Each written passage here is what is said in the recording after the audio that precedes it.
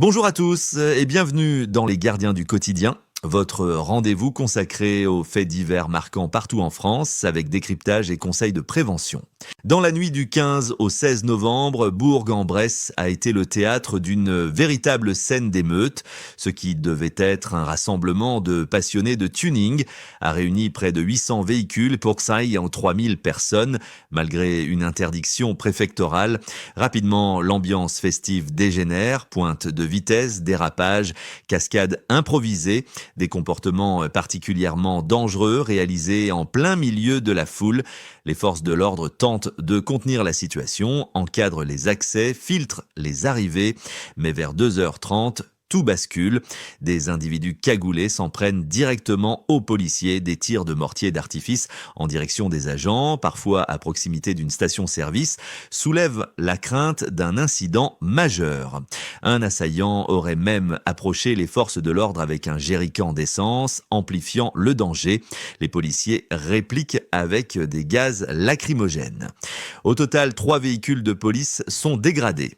Après une première dispersion, une partie du cortège se déplace vers Ambérieu-en-Bugey, où un second dispositif permet finalement de mettre fin à cette nuit sous tension. Dans les heures qui suivent, les réseaux sociaux se remplissent de vidéos de rodéo, d'explosions de mortiers et de scènes de chaos.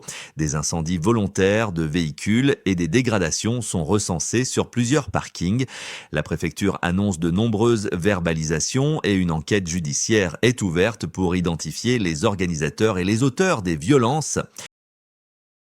Direction Rennes, où un détenu s'est évadé lors d'une sortie culturelle. Oui, vous avez bien entendu. Vendredi 14 novembre, 6 détenus du centre pénitentiaire de Rennes-Vezin participent à une sortie encadrée au planétarium dans le cadre de la fête de la science. Une activité hors les murs, autorisée par une permission de sortie visant à favoriser la réinsertion. Mais à 18h30, l'un d'eux, condamné pour des affaires de vol, profite d'un moment d'inattention pour disparaître. Malgré la présence de 3 accompagnateurs, il parvient à s'échapper, immédiatement inscrit au fichier des personnes recherchées. Le fugitif fait désormais l'objet d'une mobilisation policière. Une enquête est ouverte pour comprendre comment cette évasion a pu se dérouler pendant une sortie encadrée. Dernière affaire, Carpentras dans le Vaucluse, dimanche soir vers 22h, la police municipale est alertée pour un individu suspect sur une aire de jeu en centre-ville. Sur place, les agents découvrent un homme retranché dans une petite cabane pour enfants, en train de se masturber. L'individu, âgé de 45 ans et de nationalité tunisienne, est fait l'objet d'une OQTF, une obligation de quitter le territoire français interpellé immédiatement. Il est placé en garde à vue, puis envoyé en centre de rétention administrative dans l'attente d'une audience fixée pour 2026. La justice devra trancher sur les faits d'exhibition sexuelle, tandis que sa situation administrative pourrait peser lourd dans le dossier.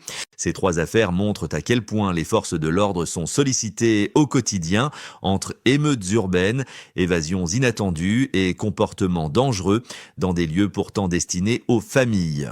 Merci à tous de nous avoir suivis. On se retrouve demain pour de nouvelles actualités.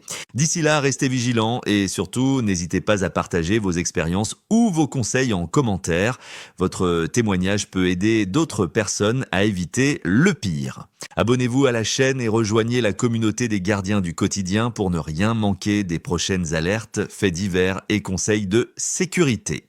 Parce que prévenir, c'est déjà agir.